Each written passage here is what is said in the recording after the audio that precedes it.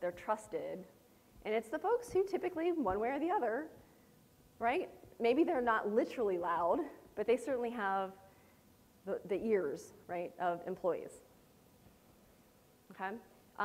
Okay, so I know this is an 80-20. Do you guys want to see the dancing guy again? This is the only other video I have for today. Do you guys want to see the dancing guy again? Okay, so for those of you who haven't, this is a real fun video. This is going to correlate to how do we get that 80% in the middle? How do we create a movement and get them to that supporter side? Thanks, Justin.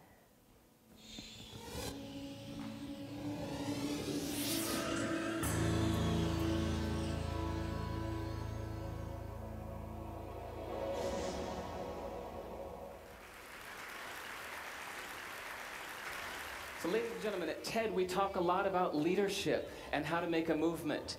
So let's watch a movement happen, start to finish, in under 3 minutes and dissect some lessons from it. First, of course you know, a leader needs the guts to stand out and be ridiculed. But what he's doing is so easy to follow. So here's his first follower with a crucial role. He's going to show everyone else how to follow. Now notice that the leader embraces him as an equal. So now it's not about the leader anymore, it's about them, plural. Now there he is calling to his friends. Now if you notice that the first follower is actually an underestimated form of leadership in itself. It takes guts to stand out like that. The first follower is what transforms a lone nut into a leader.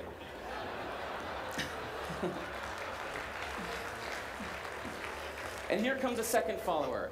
Now it's not a lone nut, it's not two nuts, 3 is a crowd, and a crowd is news. So a movement must be public. It's important to show not just the leader, but the followers, because you find that new followers emulate the followers, not the leader. Now here come 2 more people, and immediately after, 3 more people. Now we've got momentum. This is the tipping point. Now we've got a movement. So notice that as more people join in, it's less risky. So those that were sitting on the fence before now have no reason not to. They won't stand out. They won't be ridiculed.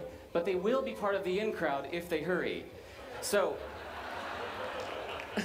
over the next minute, you'll see all of the those that prefer to stick with the crowd, because eventually they would be ridiculed for not joining in. And that's how you make a movement. But let's recap some lessons from this. So, first, if you are the type, like the shirtless dancing guy, that is standing alone, remember the importance of nurturing your first few followers as equals. So it's clearly about the movement, not you. Okay, but we might have missed the real lesson here. The biggest lesson, if you noticed, did you catch it? Is that leadership is over-glorified. That yes, it was the shirtless guy was first, and he'll get all the credit, but it was really the first follower that transformed the lone nut into a leader. So as we're told that we should all be leaders, that would be really ineffective. If you really care about starting a movement, have the courage to follow and show others how to follow. And when you find a lone nut doing something great, have the guts to be the first one to stand up and join in.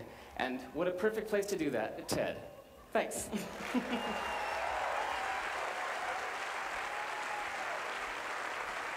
I love the shirtless dancing guy.